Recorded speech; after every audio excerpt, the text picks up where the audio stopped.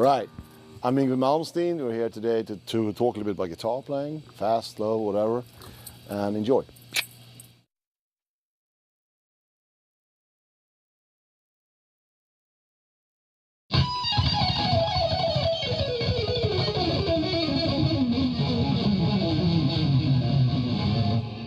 Like there's a...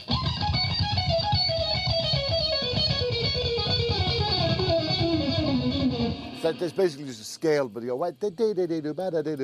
you know, it goes all over. Mm-hmm. That's what I was going for from very early on. Right. And in other words, the whole reason I play the way I play is because I wanted to go away from this guitar player playing this, and everybody listen to him, and they do their way of doing that, and like on it goes, you know, and I wanted to challenge myself mainly, you know, with trying to play some crazy stuff that was done on violin, you know, which is a different instrument, you know, and they tune in fifths, so like really widespread scales are. That's what they did, you know, because it's like a shorter scale and it's done in fifths, so like you move your fingers less, and all of a sudden a lot more happens, you know. So it's a bit of a challenge, you know what I'm saying? Yeah. But that's what I dug, you know, and I still do. And so the main reason, as much as I love the blues, the main reason I went away from it was because I felt that was boxed in, and I wanted to break out of that. So that was the natural progression for me to do then would be to play, you know, which is, I guess you would call a harmonic minor, like that. Or if you invert that from A minor to E minor, that would be Phrygian, which is just saying relative scales. And also with the major third, it's perfect because it links together with the diminished, which is that it links it together perfectly, you know, so you can mix and match them, throw together any way you like.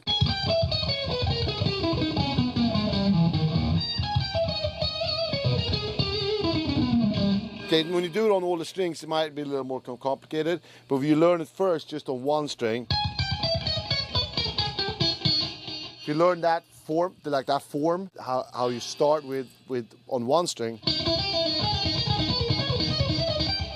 you know, those, then all of a sudden, oh, that makes sense, and you can play the same note on different strings, and just a little thought process, you know.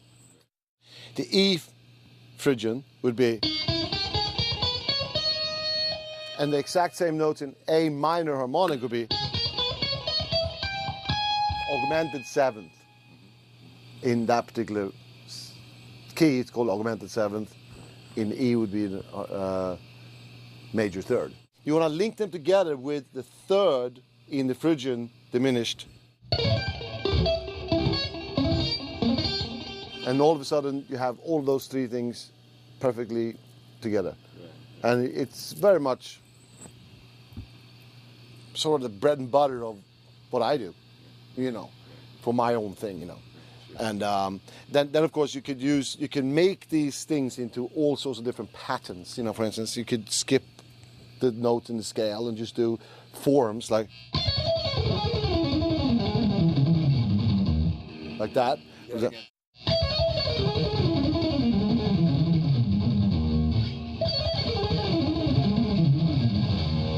Start here. You could do like the diminished again and link it together.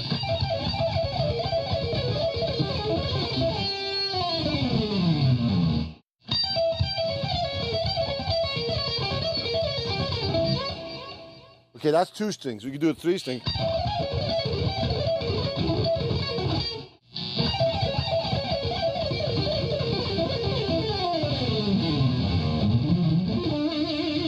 I never forget the first time I went to Japan, like 25 years ago.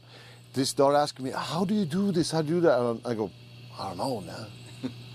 You know, all I knew was when I started out, I'll tell you what happened. What I knew, and everybody thinks like I'm completely full of it when I say this, but this is the truth.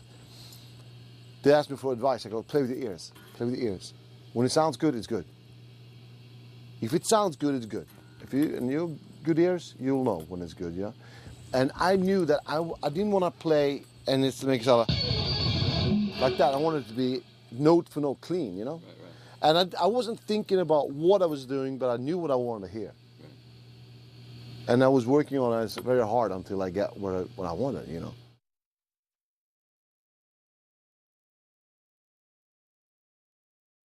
It's the same thing as like if you do like a lick like this, legato, legato is a great, we're talking about picking. Legato is a beautiful thing in this. My favorite legato player, of course, is Holdsworth, you know. It's amazing. But legato is a great thing because you have that tone, right? Or you can do with a pick and then you have a different tone. So all of a sudden you have the two choices, which is you can mix and the staccato and legato like.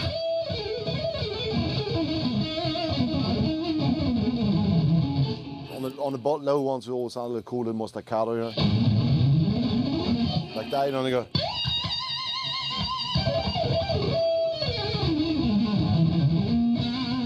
You know, stuff like that. Sounds cool, you know. That's why I'm going for whatever comes out sounding bitching, you know.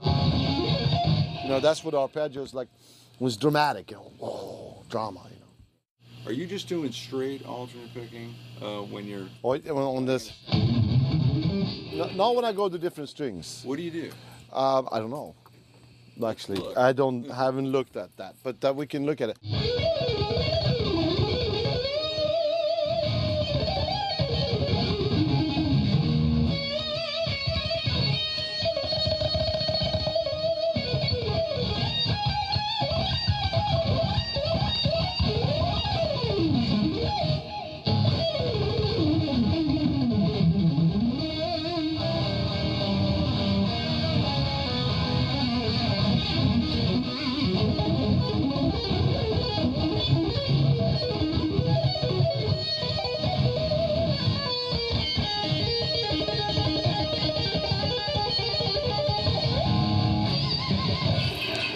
When I just play like that, I don't think about what I'm doing. I'm just playing whatever it takes, what note is. For the lower thing, I think it's like kind of like this. But when I go to the next string, it has to be like different.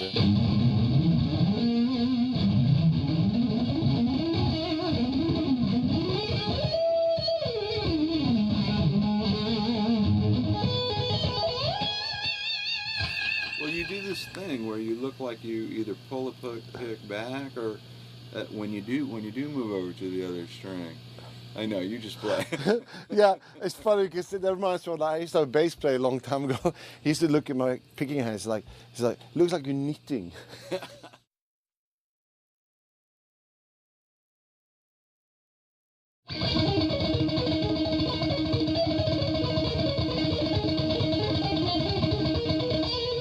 It's a little bit of a violin technique. It's called pizzicato. You actually make the note with your left hand,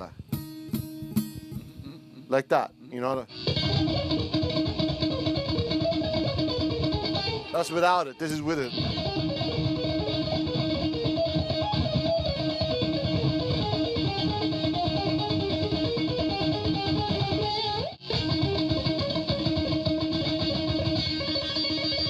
So it's a mixture of actually doing this.